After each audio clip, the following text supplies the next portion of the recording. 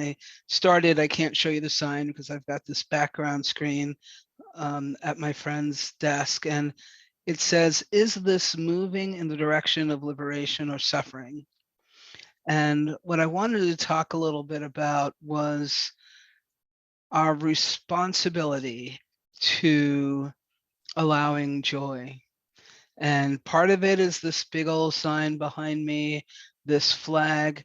Some people think the weekend's over and Pride's over, but we actually have a Pride month.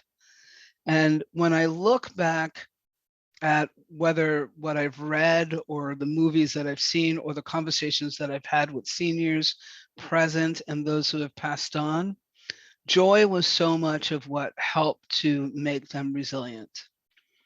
It's our responsibility to take in. Joy is like water, is like sunshine, and not some giddy joy. As Thich Nhat Hanh says, joy is not about being able to be like fluttery and it's not about giggly or anything like that. Joy, as he described it, joy is happiness.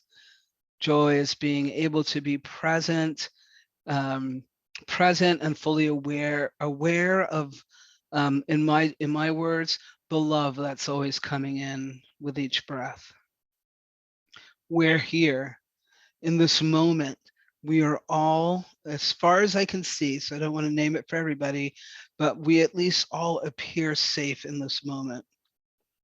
And we can have joy for that.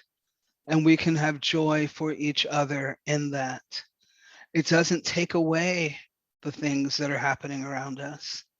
We can also look at the harms that are coming down, particularly on LGBT, on the alphabet, on our folks, and then even more so on our trans community and trans youth, and of course, the intersectional ways that that impacts trans people and trans youth of color. And we can know that all of this pressure is coming down because we are coming out of the cracks. We are actually having a really huge impact on our society. People are becoming to move more into their humanity, move more into their power, and there's nothing more threatening to the folks who are in charge. So it's not coming from out of nowhere, but it's actually coming from our show of power. So we need to stay resilient. We need to take care. Some people talked about staying at home and baking and taking care of themselves and gardening, watching movies during Pride. Perfect. Some people were out marching, marching with Alphabet community only. Some people were marching with the Alphabet community and then coming together with the pro-choice, and just all the different ways that we can show up. And if you looked at, whether you're looking at photos of trans youth and trans people marching during Pride, marching in resistance, resisting the oppression and resisting the suffering, you'll see the smiling faces, the joy to be in the community, the joy to take action. Same if you look at some of the pro-choice marches, you'll see people smiling together in community. Doesn't mean they're not mad, doesn't mean they're going to get on the mic in a second, not going to get on the mic and just really tell people what's going on. And sorry, again, I have this thing popping up on my screen. And it's the joy that helps us be resilient. It's being in community that helps us be resilient. I have a little piece I want to read from Larry Yang, one of the founders of the East Bay Meditation Center, from his book, Awakening Together. When we create, and this is one of the people who helped create a strong Alphabet community at Spirit Rock and at the East Bay Meditation Center, which spread all over. Him, and some of you know Arena Weissman is also one of the other people. I think Arena did one of the first LGBTQ retreats on the East Coast.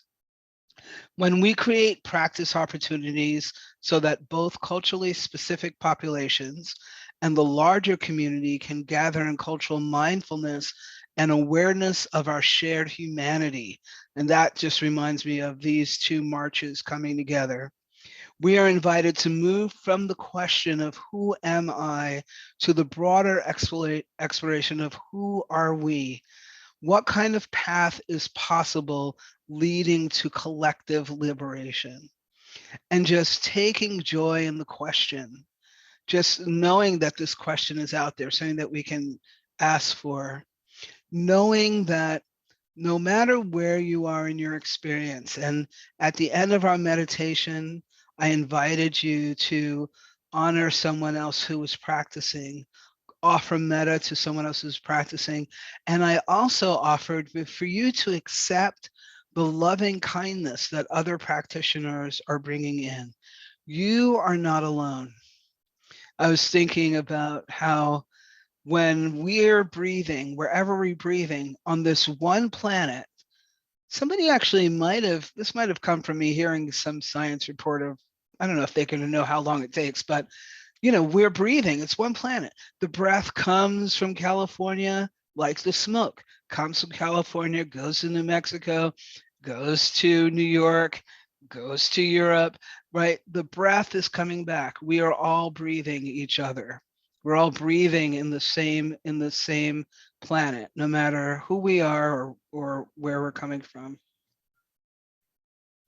So what I wanted to offer, again, so much for my short talk. What I wanted to offer was an opportunity for us to practice. So I'll invite you, we'll take maybe 5 to 8 minutes. One of my practices over the last several years is I've been healing from childhood, from yesterdayhood, from todayhood, is bringing in both the Buddhist practice of chanting, also phrases, and also what we call, what some people call affirmations, and I kind of bring them together. And I'll be repeating the phrase, may I. And I remember when I first started practicing, I would ask teachers, if Buddha is not, seen as a god, I'm still learning about Buddhism, like, who am I asking when I say may I? I never got an answer from people. The people I asked didn't know. And earlier I had asked during Al-Anon, discovered I needed some support around some of my childhood stuff. And I'd say, how do you pray? And people just didn't have a response, and it's totally fine. There's no judgment. That's where they are. That's where I was. I needed to ask these questions. And what's come up for me is that I'm the one, and I learned this again from Thich Nhat Hanh, though I don't have that quote with me right now, but I'm the one who's creating my experience in the way that I respond to what comes up. I don't create racism. How I respond to creating racism is how I'm going to be, is the part where I have control, is the place where I have power. So I use these affirmations as prayers to myself. May I be kind to myself. I'm asking myself this. I'm praying this to myself. May I find myself worthy. This is all for me. You, on the other hand, might have someone that you want to, or something that you want to ask outside of you, and that's totally fine. There's no one way. So enough explanation, and let's get into a little practice. Please take in what works for you. Let the rest go. You may choose to repeat what I say in your head, or you may choose to simply listen or tune me out.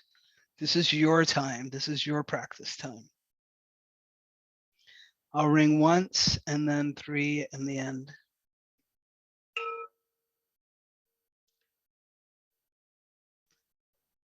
I begin by offering, and you're welcome to put your hand on your heart if you'd like, or your belly. May I be kind to myself. May I be kind to myself in this moment and the next, and the next. May I know that I belong and I am worthy. May each inhale be the reminder that I belong. May I connect to my basic goodness. May I align with my authentic, loving self. May I know I am enough. May I know I am enough.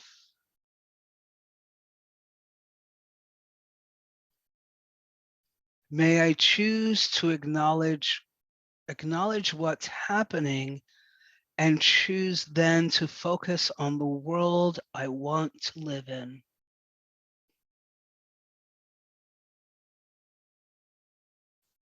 May I choose to acknowledge what's happening. And then may I choose to focus on envisioning the world I want to live in. May I take wise action and engage in the change that I want to see. May I take wise action as I engage in the change that I want to be. May this breath, the next breath, and each breath remind me that I am worthy. I need no other validation. May this breath, this inhale, this life coming in, may I know that I am worthy, of all good.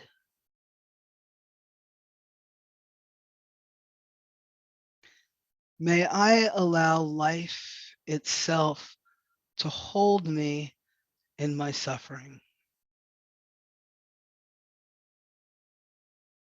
May I allow life itself to hold me in my suffering.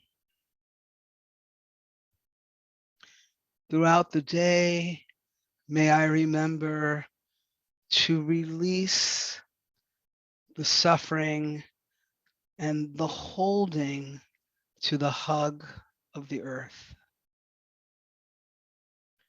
May I allow myself to be held by this earth.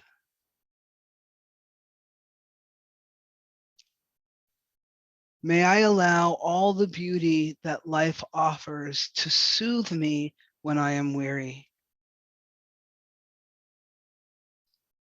May I allow all the beauty that life offers to soothe me when I am weary.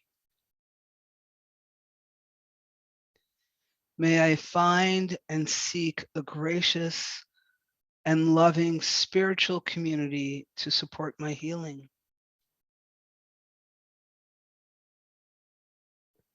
May I find and seek a gracious and loving spiritual community to support my healing and growth.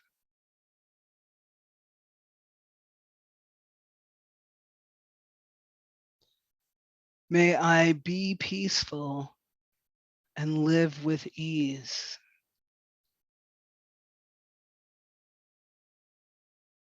May I be peaceful and allow ease.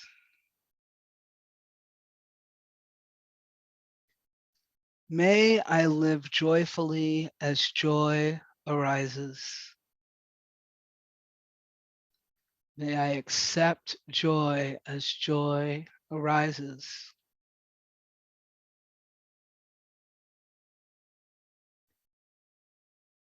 May I choose to be love.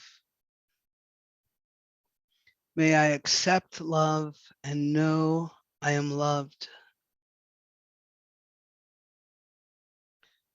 May I choose to be love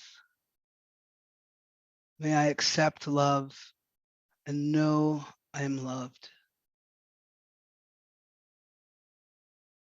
We'll just sit in the next moment in silence, noticing any resistance as well as any opening to what you've heard.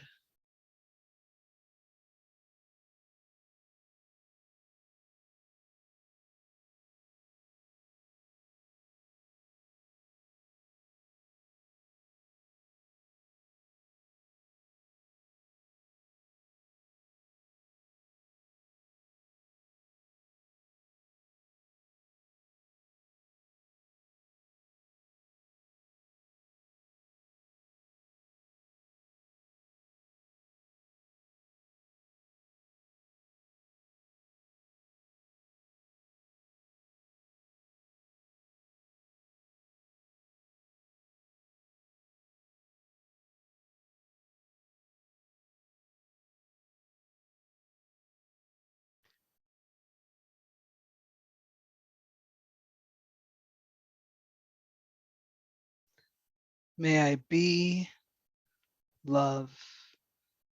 May I choose to accept love and know I am loved.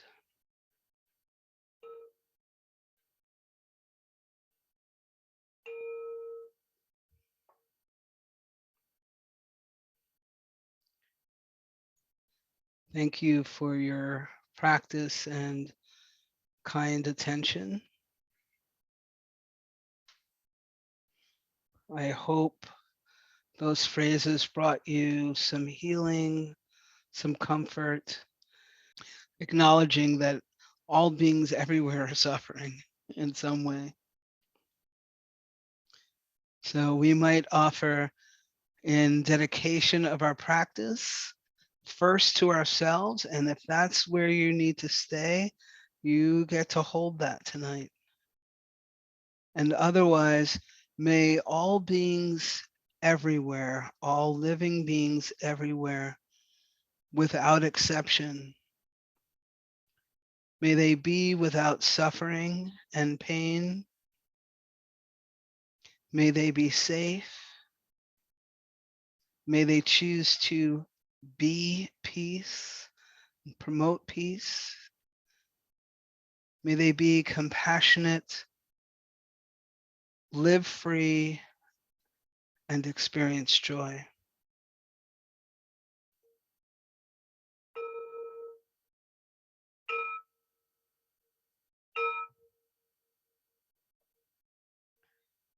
All right. Thank you all. Thank you all for being here. And all the things that I have to do to get ready, I'm also practicing with you. And so I'm very glad that you're all here. It's not just about me, but about you. It's not about me at all. It's about us. So